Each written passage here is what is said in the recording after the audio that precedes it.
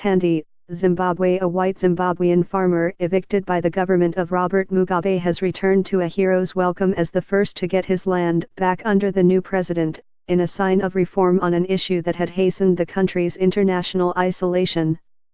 With a military escort, Robert Smart made his way into Lesberry Farm about 124 miles east of the capital, Harare, on Thursday to cheers and song by dozens of workers and community members. Such scenes were once unthinkable in a country where land ownership is an emotional issue with political and racial overtones. "We have come to reclaim our farm," sang black women and men, rushing into the compound. 2 decades ago, their arrival would have meant that Smart and his family would have to leave.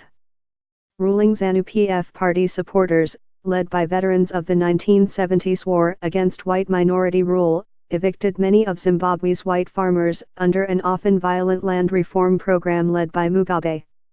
Whites make up less than 1% of the southern African country's population, but they owned huge tracts of land while blacks remained in largely unproductive areas. The evictions were meant to address colonial land ownership imbalances skewed against blacks, Mugabe said. Some in the international community responded with outrage and sanctions. Of the roughly 4,500 white farmers before the land reforms began in 2000, only a few hundred are left.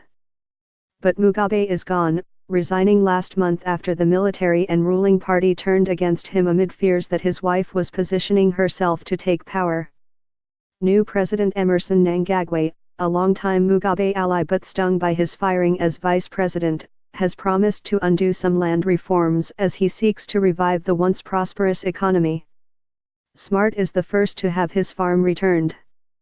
On Thursday, some war veterans and local traditional leaders joined farm workers and villagers in song to welcome his family home. "Oh, Darren," one woman cried, dashing to embrace Smart's son. In a flash, dozens followed her. Some ululated, and others waved triumphant fists in the air. "I am ecstatic, words cannot describe the feeling," Darren told the Associated Press. Smart's return, facilitated by Mnangagwa's government, could mark a new turn in the politics of land ownership. During his inauguration last month, Mnangagwa described the land reform as inevitable, calling land management key to economic recovery.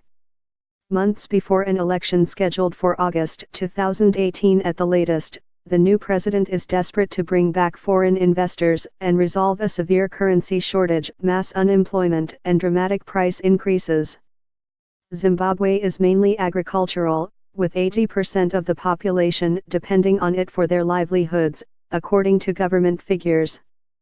Earlier this month, Deputy Finance Minister Terence Mukube traveled to neighboring Zambia to engage former white Zimbabwean farmers who have settled there. The Commercial Farmers Union, which represents mainly white farmers, said it plans to meet the lands minister. "I am advising our members to be patient and give it time.